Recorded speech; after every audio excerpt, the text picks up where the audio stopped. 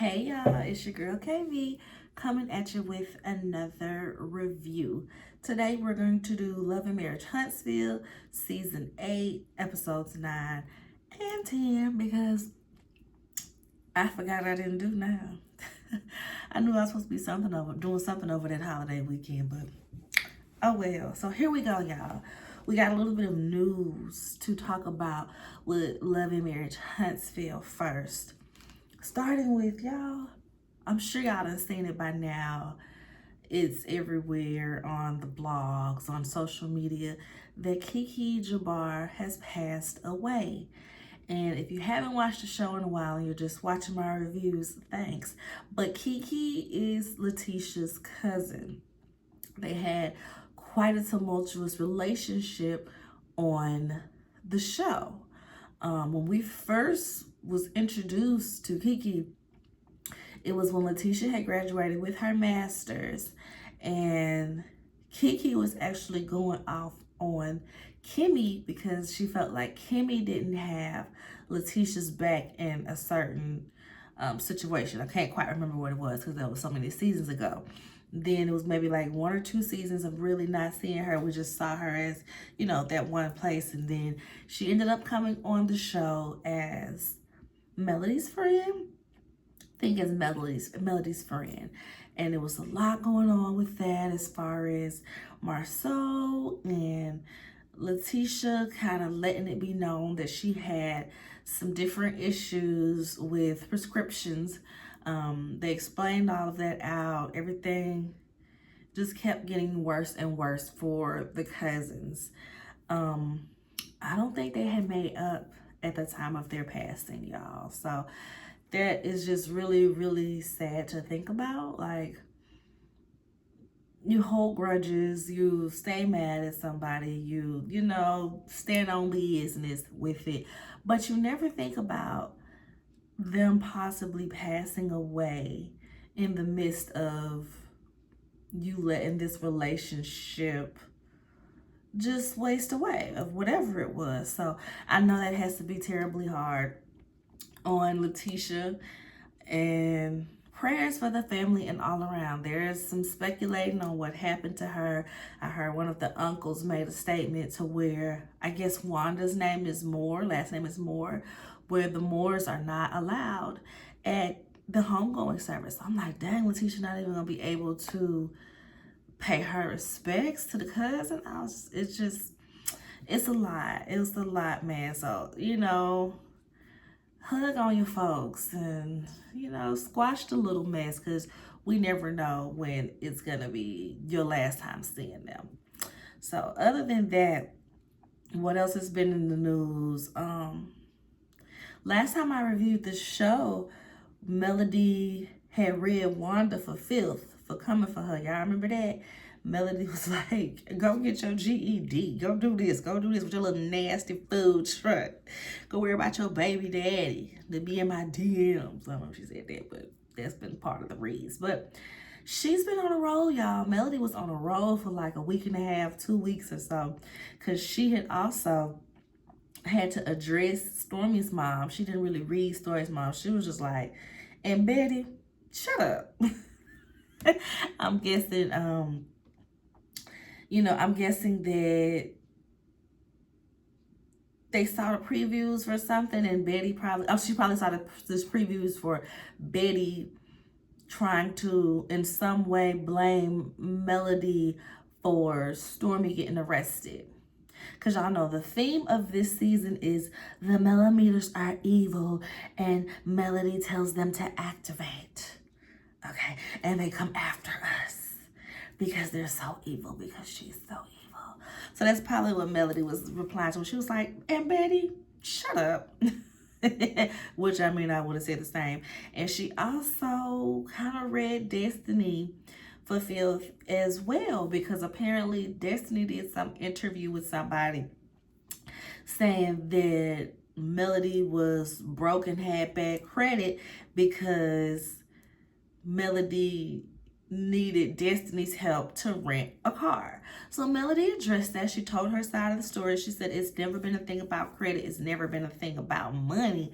the reason why I couldn't rent cars at the time was because she was put on the block list, on the no rent to list, because she would be keeping these people cars for too long, because she'll be like, well, I still need the car because my car in the shop, so I'm gonna just keep it another day. They're gonna charge me anyway. And I'm like, you too old for stuff like that. You know these cars be booked up and other people be needing them rental cars, and you just keeping it for the sake of keeping it. Girl, that's just trifling.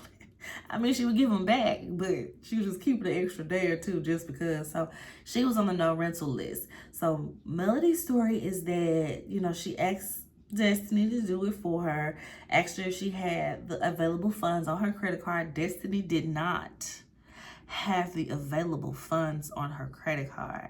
So Melody said, okay, she sent her $2,000, you know, she said the $2,000 so that the funds would be available.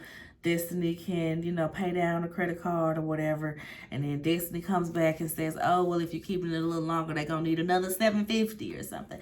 I'm like, Destiny, girl, was you using Melody to pay off your credit card? And Melody is the type, she seemed like she'll do it. It's not even a big deal. She said she had already gave Destiny thousands of dollars because when she came over one day, it was a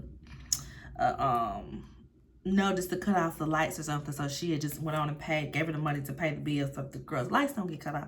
So I'm sure Melody wouldn't have a problem with it. But the way that was kind of the way the conversation went, it's like, Destiny, it sounds like you was just, you know, the car may have cost $1,700, but you asked for $2,500 because they said they need more money so that you could pay down on your credit card.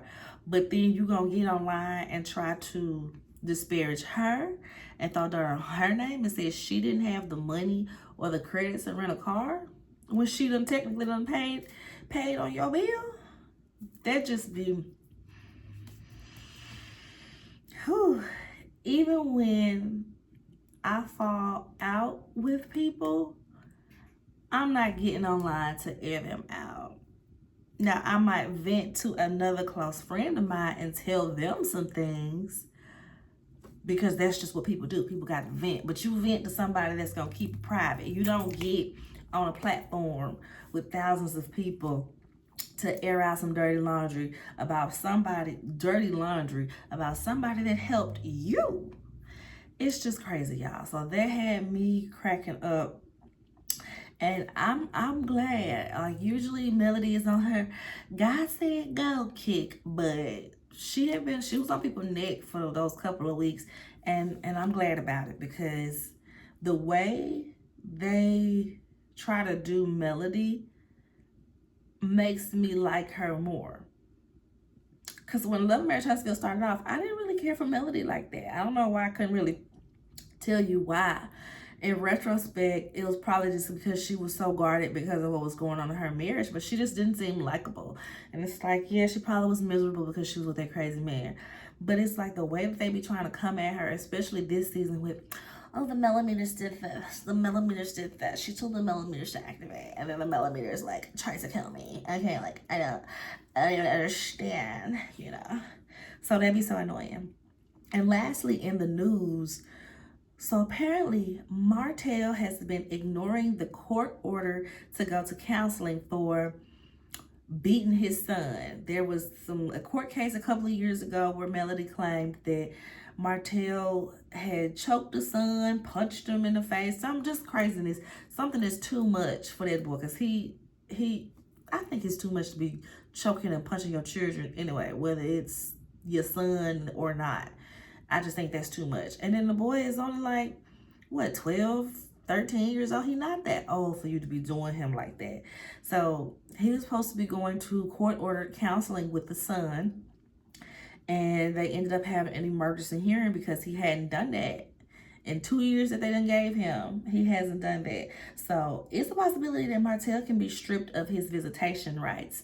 And I'm wondering, with that, would Melody push for him to lose parental rights altogether so that she can move without getting his approval? Because remember, Melody wants to move to Atlanta. Melody wants to get out of Huntsville, but she can't because Martell won't allow for the kids to be moved out of the state.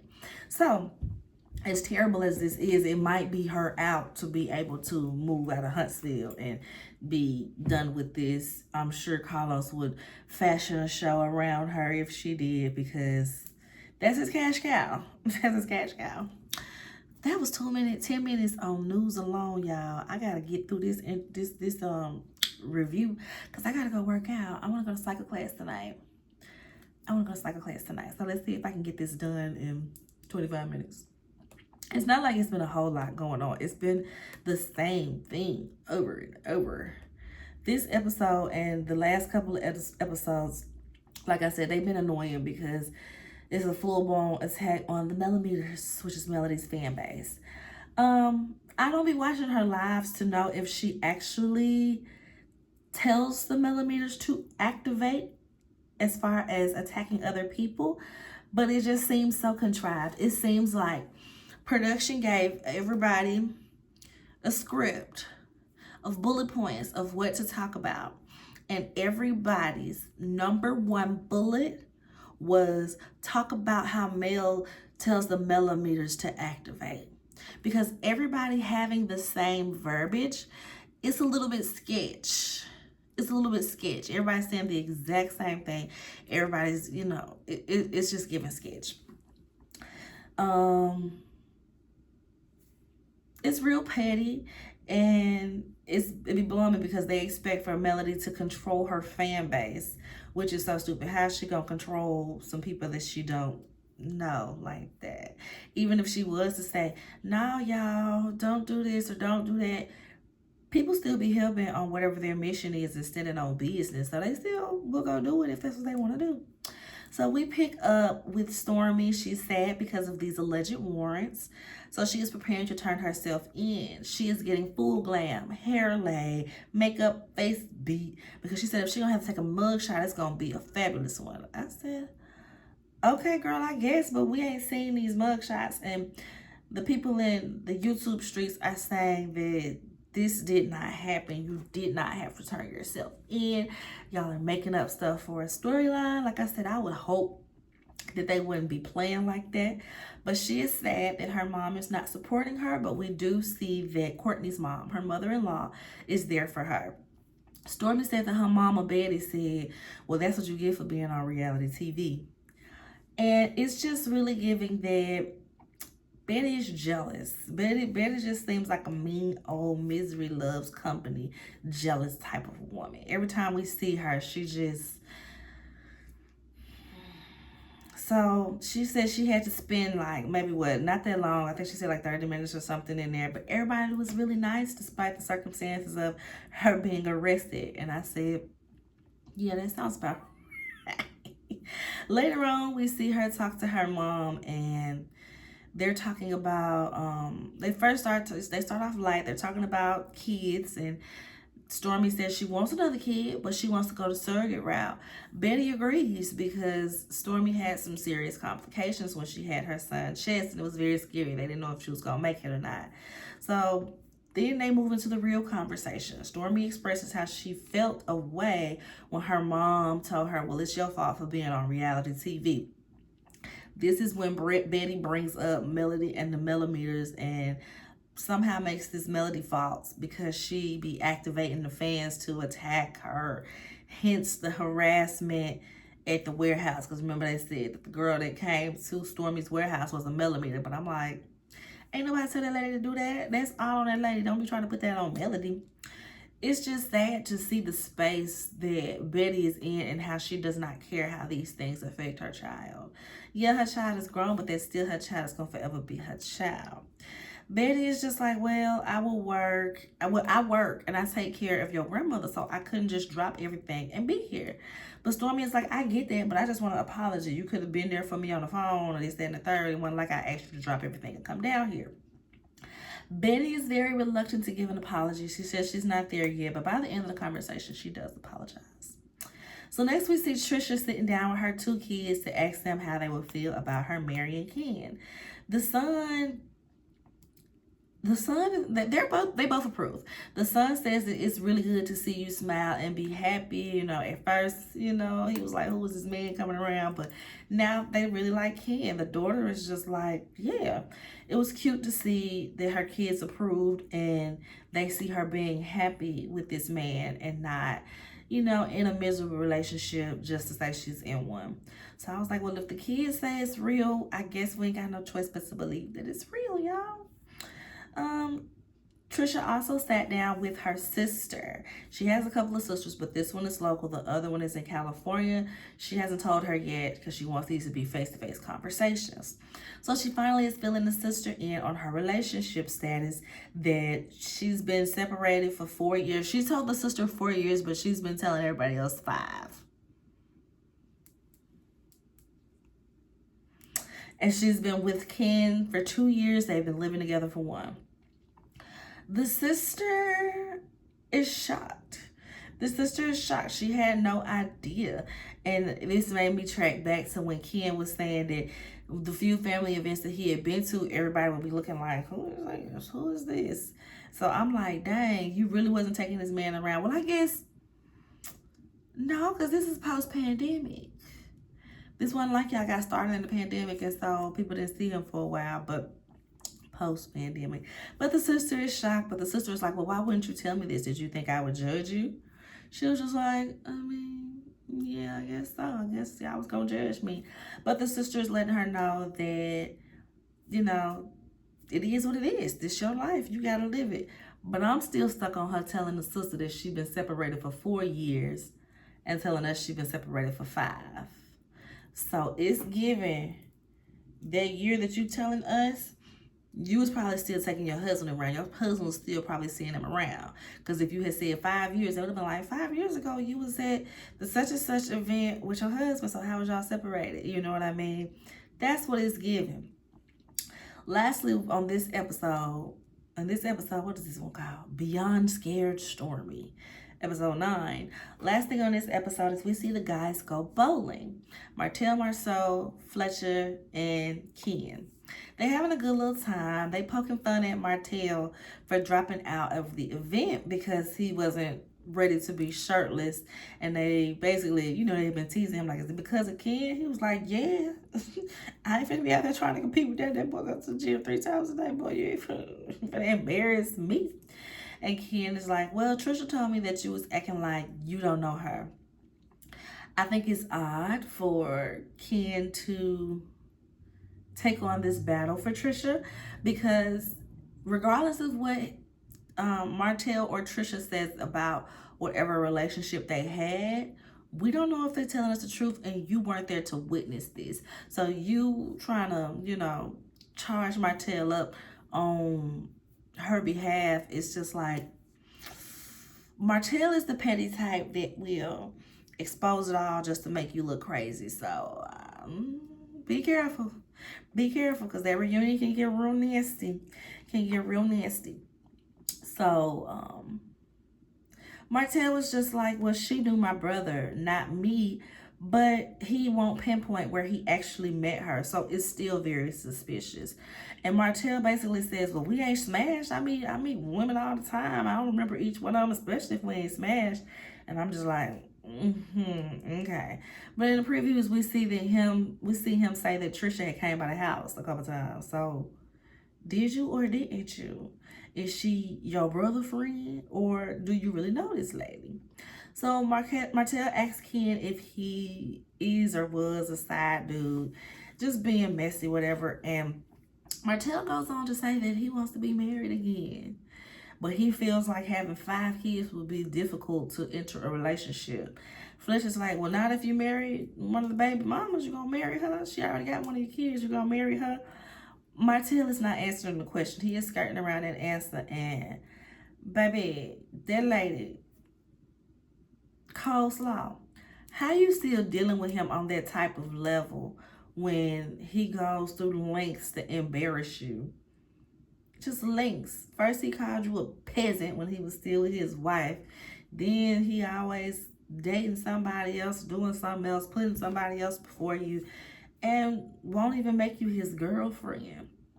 but you still sticking around.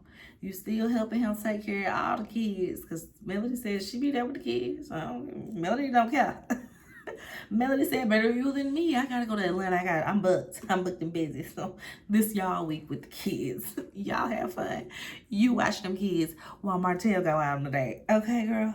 I don't care. I guess Melody know the girl ain't crazy enough to do nothing to none of her kids. And her kids is big enough to come home and tell her if anything crazy happens. So, hey, I see it. But how many times you gonna let that man play in your face, lady? They all laughing at his little stupid comments because nobody's taking him seriously. Like, boy, you ain't gonna get married again. Stop playing with us.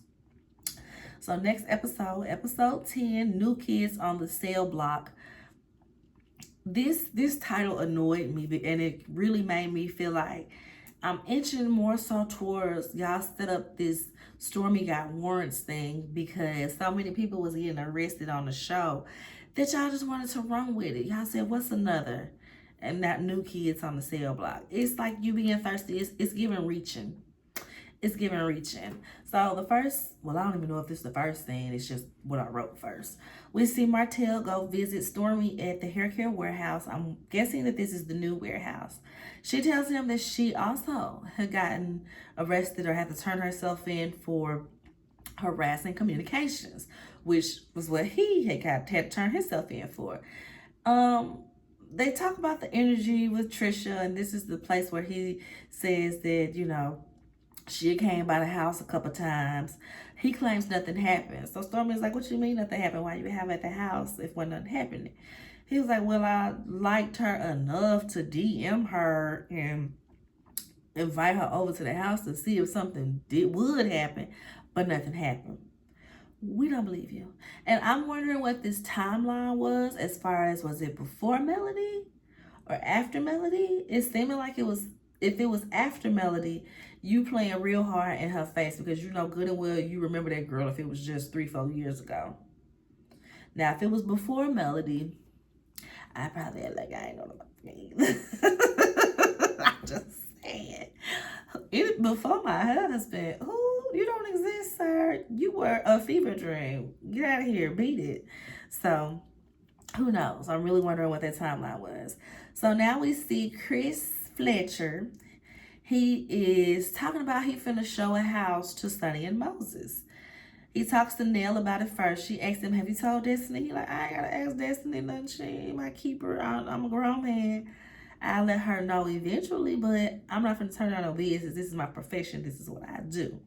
So it turns out he's gonna show them this property that Martell had built up. And I'm wondering if this is the house that they did scenes in front of. They would do scenes in front of this house because he would be with the friend, what was his name, Fred or Frank or something. I feel like they've done a couple scenes in front of what this house is now. Looked a little different, had a lot of renovations, but I'm thinking that this is their house because everybody was like, when Martell for the house. But we did see him working on the house because him and Fletcher had a conversation out in front of the house. Like I said, I don't know if this is the same one, but I think it would be. The timeline would match. So, yeah, Martell asked the same thing that Nell asked. Did you tell Destiny? Because this is a lot. Even for Martell, like, this is a lot. Sonny and Moses are diabolical. Like, for what reason would y'all be wanting to move to Huntsville other than to be on this show and to taunt Destiny? What other reason? They from St. Louis. There's so many places between St. Louis and Huntsville, Alabama that you can move to because they try to make it out to be like, oh, we need somewhere safe to raise our future children and somewhere that doesn't have all of this crime. So here we are at Huntsville. Stares into the camera. Like, that's what it's giving, y'all.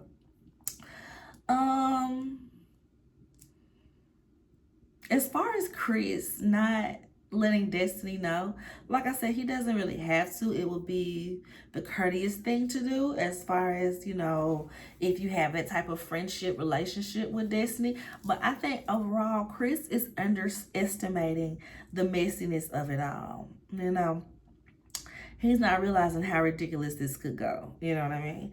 So I saw a lot of people talking about how Sunny's outfit was so terrible, and it was. I agree. And I think what made it terrible is them little cutoff shorts. I feel like if she had on a full length pair of jeans, it wouldn't have looked so bad. The boots I didn't care for, but I feel like if she had on a full length pair of jeans, the outfit would have looked a little better. Because them cut off pants, it was just giving crazy. It would look so bad. Like I said, they talking about it being a safer place to raise a family. I can't remember if it was in this conversation or the conversation that she has later on with the Scotts, where she mentions that they have started the IVF process, and they started this process before they even got married, which is wild to me because it's like, y'all only dated for like 3 months. So at what point did you realize that you wanted this man to be your husband?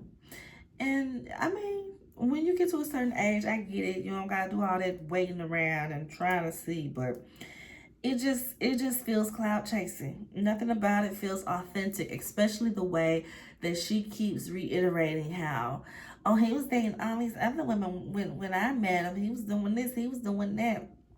Like, it's truly giving opportunist. It's giving clout chasing. It's giving thirsty to be in the media. Okay. Just ridiculous. They just seem so unlikable, the both of them. The way that they're handling the situation is just so unlikable. And I just want them to do better. I just want them to do better. So they're outside there talking about all this, the school around the corner, Chris and Nell's daycare around the corner, She trying to act like it's given the house ain't big enough for me, but we might use it as an investment property, la-di-da-di-da. Martell says that basically he's neutral in this all as far as Destiny goes. And Chris like, oh, you can be neutral, but we can't be neutral.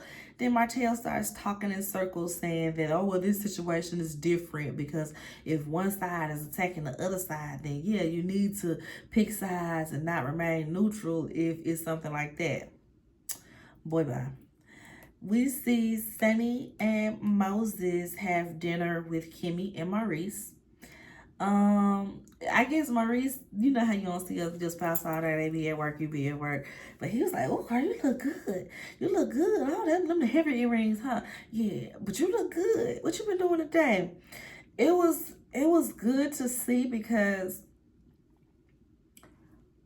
we don't see a lot of scenes where Maurice is excited about his wife anymore. So it was really good to see that, like, him being excited to be like, oh, girl, you look good. Oh, yeah, I like it. Look, how you doing today? We usually start the scene in the middle of the conversation, or they already got something on their mind, so they coming into the conversation kind of tense, whether it's because of each other or outside factors. So it was good to just kind of see that little moment. So Sunny and Moses, they tell Kimmy and Reese that they are looking to move to Huntsville.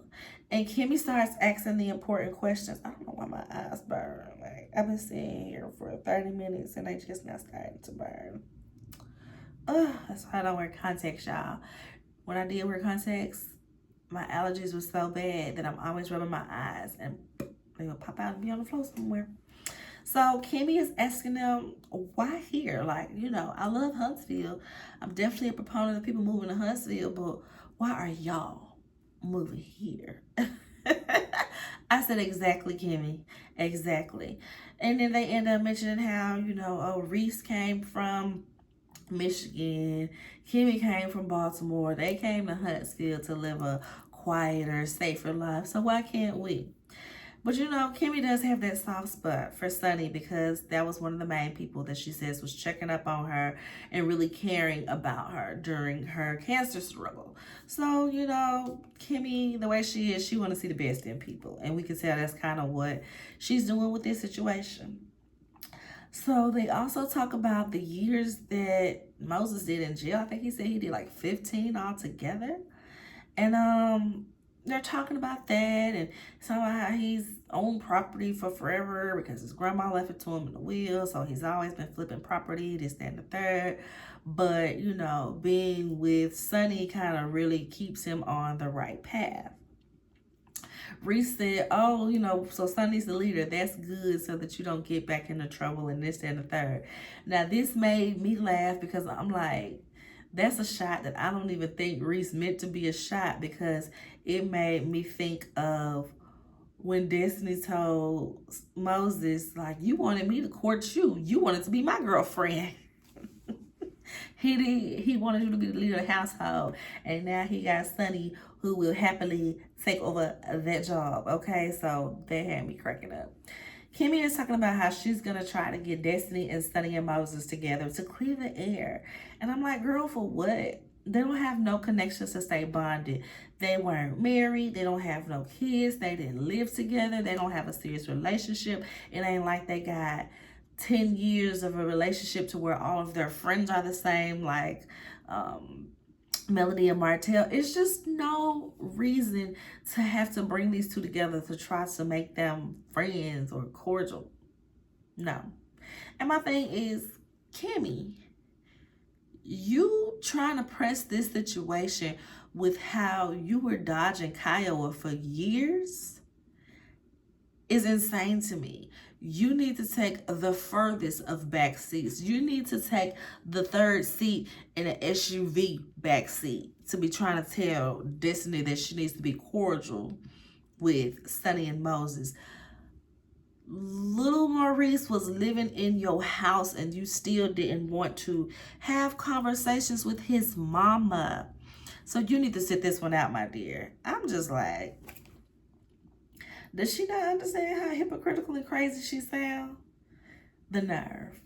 So, the last thing we see is Nell and Chris Fletcher getting ready to have their kids over. They're basically having a family meeting because earlier it wasn't like a whole scene to just talk about it out the blue.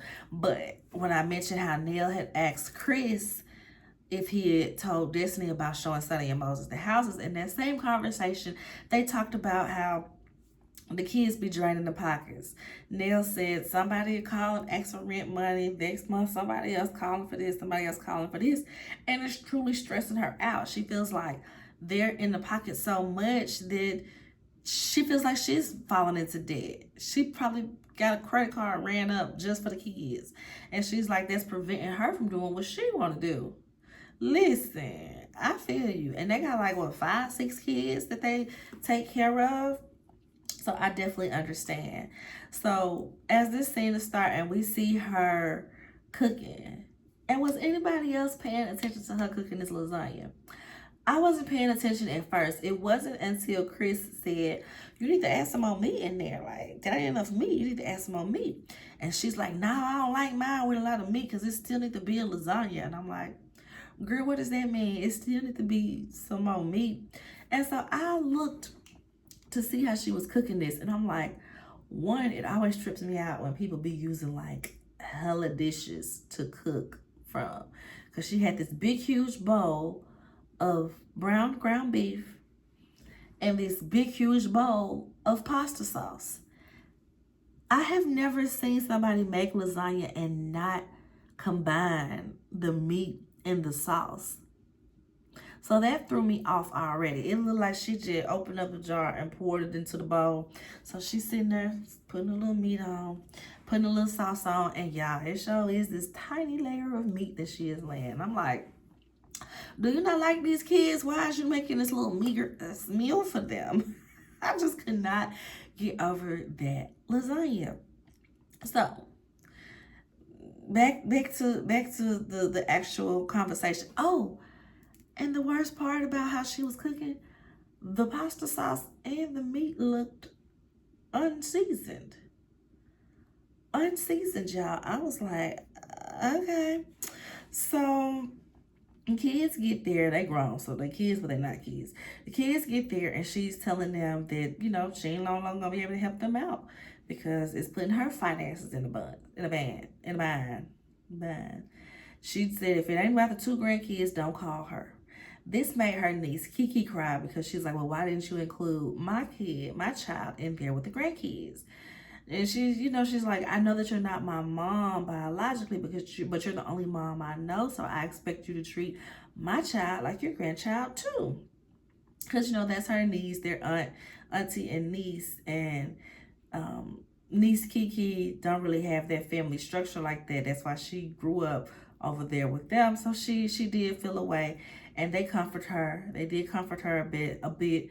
And Nell suggested that they go to counseling. All the kids go to counseling to kind of figure out this, that, and the third in group counseling. They turned on her. They all agree. I love that. I love that. They all agreed to counseling. And the son that was going through the depression and stuff, he straight up said, yeah, I'll do the group counseling, but I think I also need to do some one-on-one counseling as well. I really loved it. I love to see it. So they turned it on her and says, well, you need to come too. You and Kiki can work out y'all issues. You can tell them how you feeling, and if they can bring us to this, that, and the third. And she refuses. She refuses. I said, nah, bitch, what's good for the goose is good for the gander. All y'all take y'all butt to counseling. But I feel like she gonna go. She gonna go. And Chris tells them that they will be seeing Dr. Francis. And y'all, why did I get excited? We ain't seen Dr. Francis in a while, y'all. So I got excited like, oh, we get to see Dr. Francis? He be a little stuttery sometime, but he always gave good advice, had them doing, you know, logical activities and stuff. So I'm excited to see Dr. Francis again. That's probably going to be the highlight of the show for me, because Lord knows these people just going to run their storylines into the ground. Okay? But anyway, that is the end of the review, y'all. Make sure y'all like, comment, subscribe to the channel. Yes, and I just want to close out by saying rest in peace, Kiki. That was just so sad to hear. She was only 42 years old. I'm not going to get into what the blogs are saying. It truly don't matter because, you know, it's not going to bring her back. So rest in peace, Kiki. Please, Carlos, stop trying to milk this everybody going to jail storyline. People are calling for the show to be over. People are so over the show, especially after the passing, because they like, if it wasn't for this, then the third, da, da, da, da. Extreme reaches, but still, people are over it, and they already was over the show, so it's really pushing people in that direction now. But I mean, we here for this season, y'all. We here for this season. It's not as bad as some seasons, but it do get a little grating at your nerves, child. Like a little cheese grater, just grating at your nerves, child. So, all right, y'all. I am done. It is like 5:05. I got enough time to change, kiss my little baby, and head to cycle class because I gotta get this workout in, y'all. So make sure y'all have a good day. Like the video again. Thumbs up me. Let me know what y'all think about the video, the episodes. Do y'all think they are making up this storyline? Do y'all think they pushing this? Oh, mention the millimeters, y'all. The millimeters, she be telling them to activate. Because that's what it feels like. But let me know what y'all think. Bye.